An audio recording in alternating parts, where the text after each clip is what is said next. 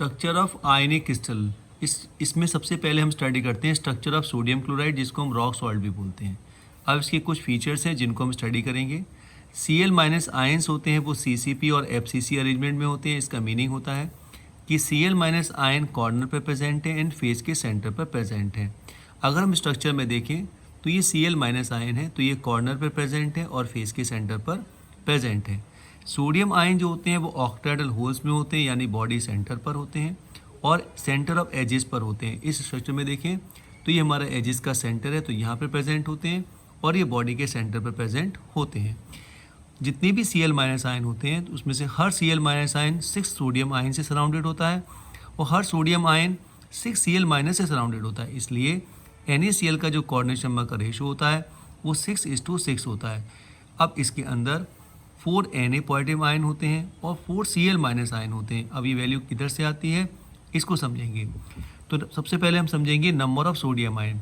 तो sodium ion कहाँ present थे? एजेस के सेंटर पर प्रेजेंट थे और बॉडी के सेंटर पर प्रेजेंट थे। तो एजेस कितनी होती है 12, कॉन्ट्रीब्यूशन होता है 1/4 और बॉडी सेंटर 1 और कॉन्ट्रीब्यूशन होता है 1, तो ये हो जाएगा आपका टोटल 4। अब Cl माइनस कहाँ प्रेजेंट थे? कॉर्नर पर प्रेजेंट थे और फेस के सेंटर पर प्रेजेंट थे। कॉर्नर होते हैं 8, कॉन्ट्रीब्यूशन होता है 1/8, ये हो जाएगा 8 × 1/8 प्लस 6 फेजेस कॉन्ट्रीब्यूशन 1/2, तो 6 × 1/2 टोटल हो जाएगा 4। तो इसके अंदर 4 सोडियम आयन होते हैं, 4 Cl माइनस आयन होते हैं। इसलिए हम Z का वैल्यू जो हम डेंसिटी में यूज़ करते हैं, इफेक्टिव नंबर ऑफ एटम होता है NaCl के लिए, वो हम क्या लेते हैं 4 लेते हैं। अगर मैं कटायन के रेडियस में अनायन के रेडियस का डिवाइड करता हूँ तो वैल्यू आती है 0.525। इसका मीनिंग ये हुआ कि रेडियस रेशो के अंदर ये जो वैल्यू होती है वो 0.414 और 0.732 के बीच में लाई करती है, इसलिए इसकी ज्योमेट्री ऑक्टाहेड्रल होती है। इसके एग्जांपल्स क्या होते हैं? इसके अंदर एल्कली मेटल्स के जितने भी हैलाइड्स होते हैं वो सब NaCl के स्ट्रक्चर को फॉलो करते हैं, एक्सेप्ट सीजियम हैलाइड को छोड़कर जितने भी हैं वो इस स्ट्रक्चर को फॉलो करते हैं। NH4Cl इस स्ट्रक्चर को फॉलो करता है। जितने भी एल्कली अर्थ मेटल्स के ऑक्साइड्स होते हैं, सल्फाइड्स होते हैं, वो भी स्ट्रक्चर को फॉलो करते हैं। सिल्वर हैलाइड्स होते हैं वो भी स्ट्रक्चर को फॉलो करते हैं एक्सेप्ट AgI। नेक्स्ट हम स्टडी करेंगे सीजियम क्लोराइड का स्ट्रक्चर। सीजियम क्लोराइड का स्ट्रक्चर होता है वो BCC होता है, बॉडी सेंटर्ड क्यूबिक अरेंजमेंट होता है, जिसके अंदर Cl माइनस आयन होता है वो हर क्यूब के कॉर्नर पर प्रेजेंट होता है और सीजियम आयन होते हैं वो क्यूब के बॉडी सेंटर पर प्रेजेंट होते हैं। अब इसको स्ट्रक्चर समझेंगे। ये हमारा एक क्रिस्टल है जिसके अंदर हर कॉर्नर पर Cl माइनस आयन लगा है और ये बॉडी सेंटर पर सीजियम आयन प्रेजेंट है। इसको अलग हम स्मॉल क्यूब में देखें तो ये हमारा सीजियम आयन है और कॉर्नर पर ये हमारा सीजियम आयन है और कॉर्नर पे हमारे क्या लगे हैं Cl माइनस लगे हैं। अब इसके अंदर हमने देखा कि हर सीजियम आयन 8 Cl माइनस से सराउंडेड है और हर Cl माइनस भी 8 सीजियम आयन से सराउंडेड होगा, इसलिए कोऑर्डिनेशन नंबर रेशो होगा 8:8। इसके अंदर जो सीजियम आयन है वो और Cl माइनस आयन है उन दोनों का नंबर 1:1 होता है। अब ये कैसे आया? जो Cl माइनस आयन का नंबर है वो कैसे आया? 8 × 1/8 यानी कि 1 हो गया और सीजियम आयन का हो गया 1 × 1 यानी कि 1 हो गया। तो सीजियम क्लोराइड का जो हमारा Z का वैल्यू आता है वो कितना आता है? 1 आता है। रेडियस रेशो फाइंड करेंगे तो radius of caesium ion upon radius of Cl minus ion, इसका वैल्यू आता है 0.732 और ये क्यूबिक ज्योमेट्री को बताता है। तो इसकी सीजियम क्लोराइड की ज्योमेट्री क्या होती है? क्यूबिक ज्योमेट्री होती है। इसके अदर एग्जाम्पल हैं caesium bromide, caesium iodide, caesium cyanide, thallium chloride, thallium bromide, तो ये भी इनके अदर्स एग्जाम्पल है।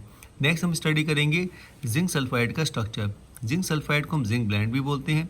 इसमें जो सल्फाइड आयन होते हैं वो FCC और CC अरेंजमेंट में होते हैं, यानी कि कॉर्नर पर और फेस के सेंटर पर प्रेजेंट होते हैं। और Zn2 पॉजिटिव आयन होते हैं वो जितने भी टर्टल होल्स बनते हैं उसके 50% में हमारे Zn2 पॉजिटिव आयन प्रेजेंट होते हैं। अब इसके अंदर जो Zn2 पॉजिटिव आयन होते हैं और जो सल्फाइड आयन होते हैं, तो sulphide ion 4 Zn2 positive ion को सराउंड करते हैं और हर Zn2 positive ion 4 sulphide ion को सराउंड करता है, इसलिए कोऑर्डिनेशन नंबर 4:4 होता है। इसके अंदर 4 Zn2 पॉजिटिव आयन है और 4 सल्फाइड आयन है। अब ये कैसे फाइंड आउट किया कि जो सल्फाइड आयन थे वो कहाँ प्रेजेंट थे? कॉर्नर पे, तो 8 × 1/8 और कहाँ प्रेजेंट थे? फेस सेंटर पे, तो 6 × 1/2, तो टोटल हो गया हमारा 4। तो सल्फाइड आयन होते हैं 4। Zn2 पॉजिटिव आयन होते हैं वो टर्टल वाइट्स में होते हैं, यानी वो भी 4 होते हैं, तो ये भी हो गया 4। तो इसके अंदर 4 सल्फाइड आयन है, 4 Zn2 पॉजिटिव आयन है, इसलिए Z का वैल्यू इसका 4 आता है। इसके अदर एग्जाम्पल होते हैं copper chloride, copper bromide, copper iodide, silver iodide, BeS, ये इसके अदर्स एग्जाम्पल हैं। नेक्स्ट होता है फ्लोराइड स्ट्रक्चर। फ्लोराइड स्ट्रक्चर हम फॉलो करते हैं CaF2। इसमें जो कैल्शियम आयन होते हैं वो CCP और FCC अरेंजमेंट में होते हैं, और जो फ्लोराइड आयन होते हैं वो टेट्राहेड्रल होल्स में प्रेजेंट होते हैं। अब इसके अंदर 100% टेट्राहेड्रल होल्स F- से सराउंडेड होता है, इसलिए एक कैल्शियम आयन पर 2 टेट्राहेड्रल वॉइड्स बनेंगे और दोनों में क्या प्रेजेंट होगा, F-, इसलिए इसका फॉर्मूला हो जाएगा CaF2। हर फ्लोराइड आयन इसके अंदर 4 कैल्शियम आयन से सराउंडेड होता है और हर कैल्शियम आयन 8 फ्लोराइड आयन से सराउंडेड होता है, इसलिए इसमें कोऑर्डिनेशन नंबर का जो रेशो होगा वो 8:4 होगा। इसके अदर एग्जाम्पल हैं strontium fluoride, barium fluoride, mercury fluoride, lead fluoride, स्टोंश, ये सब इसके एग्जाम्पल्स हैं। नेक्स्ट है इसके अंदर anti fluoride structure. Anti fluoride structure का जो फीचर्स होते हैं वो फ्लोराइड स्ट्रक्चर के जस्ट रिवर्स होते हैं। इसके अंदर जो Li2 है उसके अंदर ऑक्साइड आयन CCP और FCC अरेंजमेंट में है, और जो लिथियम आयन है वो 100% टेट्राहेड्रल वॉइड्स में है। अब इसके अंदर कितने टेट्राहेड्रल वॉइड्स बनेंगे, इसके अंदर 2 वॉइड्स बनेंगे हर ऑक्साइड आयन पर, इसलिए दोनों में क्या प्रेजेंट है, लिथियम आयन प्रेजेंट है, इसलिए इसका फॉर्मूला हो जाएगा Li2O। इसके अंदर हर लिथियम आयन 4 ऑक्साइड आयन से सराउंडेड है और हर ऑक्साइड आयन 8 लिथियम आयन से सराउंडेड है, इसलिए इसका कोऑर्डिनेशन नंबर हो जाएगा 4:8, जो फ्लोराइड स्ट्रक्चर से रिवर्स है। इसके अदर एग्जाम्पल हैं Na2O एंड K2S। अब नेक्स्ट स्टडी करेंगे स्ट्रक्चर ऑफ डायमंड।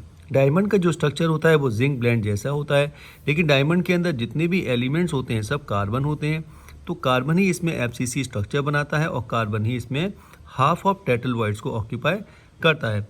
तो कार्बन इसमें FCC स्ट्रक्चर बना रहा है, ये कार्बन कॉर्नर पे प्रेजेंट है, फेस के सेंटर पे प्रेजेंट है, और कार्बन ही इसके अंदर टेट्राहेड्रल वॉइड्स के अंदर प्रेजेंट है। इसलिए डायमंड के अंदर जो हमारा Z का वैल्यू आता है वो कितना आता है, 8। कैसे कि इसमें कॉर्नर पे और फेस के सेंटर पे प्रेजेंट थे, तो 1/8 × 8 प्लस हाफ × 6, तो ये हो गया टोटल 4। अब इसके अंदर टेट्राहेड्रल वॉइड्स कितने बनेंगे, इसके अंदर 4 एटम्स के लिए 8 बनते हैं, लेकिन 50% इसके अंदर कार्बन प्रेजेंट है, टेट्राहेड्रल वॉइड्स हैं, इसलिए टेट्राहेड्रल वॉइड्स का नंबर भी कितना होगा, 4। तो ये 4 है प्लस ये 4 है, तो टोटल कितना हो गया, 8। तो इसके अंदर जो Z होता है वो हमारा कितना होता है, 8 होता है। अब इसके अंदर जो कार्बन एटम थे वो कहाँ प्रेजेंट थे, टेट्राहेड्रल वॉइड्स में प्रेजेंट थे, जो अपने कितने 4 नियरेस्ट कार्बन से टच करते रहते हैं, इसलिए इसका कोऑर्डिनेशन नंबर होता है 4। अगर मैं कार्बन कार्बन के बीच की डिस्टेंस फाइंड आउट करूं तो मुझे मालूम है ये बॉडी डायगोनल के 1/4 डिस्टेंस पर होती है, तो ये 1/4 कितना हुआ, √3a/4, तो ये हो गया √3a/4। लेकिन ये कार्बन कार्बन जो एटम्स होते हैं वो एक दूसरे को टच करते रहते हैं, इसलिए ये जो डिस्टेंस है ये क्या है, ये हमारा 2r है, तो ये हमारा डिस्टेंस हो गया 2r, तो 2r इक्वल टू हो जाएगा √3a/4, तो यहाँ पे r का जो वैल्यू आएगा वो √3a/8 हो जाएगा। तो ये हमारा r और a के बीच में डिस्टेंस है। अब हम फाइंड आउट करेंगे पैकिंग एफिशिएंसी। पैकिंग एफिशिएंसी हमने पढ़ा था, ये होता है Z effective volume of carbon atom upon A³ × 100। Z effective कितना था, अभी हमने फाइंड आउट किया था 8 है, और ये क्या है, volume of carbon atom 4/3 πr³, और ये A³ है। अब यहाँ पे r का वैल्यू मैंने यहाँ से पुट किया, तो ये हो जाएगा √3a/8 का क्यूब, तो ये हमारा वैल्यू आ जाएगा। इसको सॉल्व करेंगे तो ये आएगा, इसको सॉल्व करने पर 34% आता है। इसका मीन्स ये हुआ कि डायमंड के अंदर जो पैकिंग एफिशिएंसी होती है वो 34% होती है। नेक्स्ट हमारा टॉपिक है एक्स-रे स्टडी ऑफ डिफ्रैक्शन। इसके अंदर हम क्या करते हैं, इसको 2 प्लेन के बीच की डिस्टेंस हम फाइंड आउट करते हैं। इसको WL ब्रैग और WH ब्रैग ने इसको इक्वेशन को ड्राइव किया था। तो इसके अकॉर्डिंग क्या है कि पाथ डिफरेंस जो होता है वो लैम्डा यानी वेवलेंथ के इंटीग्रल मल्टीपल होता है। अब इसको हम जरा इसको डेरिवेशन करते हैं, इसका फॉर्मूला समझते हैं कैसे आया। ये हमारा एक प्लेन है क्रिस्टल का जिसकी डिस्टेंस है 2 प्लेन के बीच की d है। इसके अंदर ये एक्स रे इस पर फॉल होती हैं, ये इंसिडेंट रे हैं और ये रिफ्रैक्टेड रे हैं जो इससे निकल जाती हैं। अब ये थीटा से फॉल होती हैं, तो ये थीटा है, ये थीटा है और ये हमारा नॉर्मल है। इस लाइन को अगर हम पीछे मिलाते हैं तो ये A पॉइंट पे टच करती है, इस लाइन को अगर यहाँ मिलाते हैं तो ये C पॉइंट पे टच करता है, और नॉर्मल को नीचे मिलाते हैं तो ये हमारा B पॉइंट पे टच करता है। तो ABC यहाँ पर पाथ डिफरेंस है, तो हमें ABC की डिस्टेंस फाइंड आउट करनी है। इसके लिए हम क्या करते हैं, एक ट्राइंगल लेते हैं OAB।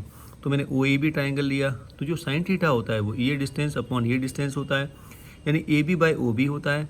और मुझे मालूम है OB कितना है D, तो यहाँ हो जाएगा ए बी बाई डी, और मैंने ए बी कितना हो जाएगा, डी साइन थीटा हो जाएगा। अब मैं लूँगा ट्राइंगल ओ बी सी, तो ओ बी सी में साइन थीटा किसके होगा, दिस अपॉन दिस, तो ये हो जाएगा B C upon O B, तो ये हो गया B C upon O B. Again O B किसके इक्वल है, डी के, तो ये हो जाएगा बी सी बाई डी, तो बी सी हो जाएगा डी साइन थीटा। अब पार्ट डिफरेंस क्या होता है, A B plus B C, A B plus B C, तो ये भी डी साइन थीटा, ये भी डी साइन थीटा, तो हो जाएगा 2d साइन थीटा। तो ये हमारा हो गया पार्ट डिफरेंस। और हमने अभी ब्रेक क्वेश्चन क्या पढ़ा था कि जो पार्ट डिफरेंस होता है वो एन लेमडा वेवलेंथ के इंटीग्रल मल्टीपल होता है, यानी एन लेमडा होता है, इसलिए हो जाएगा N lambda equal to 2d sine theta. अब यहाँ पे लेमडा क्या है, यहाँ वेवलेंथ ऑफ एक्स रे है, डी क्या है, दो प्लेन के बीच की डिस्टेंस है, एन क्या है, पॉजिटिव इंटीजर्स है जिसको वैल्यू हम 1 2 3 लेते हैं। अगर एन का वैल्यू 1 है तो इसको बोलते हैं फर्स्ट ऑर्डर, और 2 है तो इसको बोलते हैं सेकंड ऑर्डर। इस वीडियो को लाइक करना, सब्सक्राइब करना, जिससे आगे की वीडियो आपको टाइम से मिलते रहेंगे।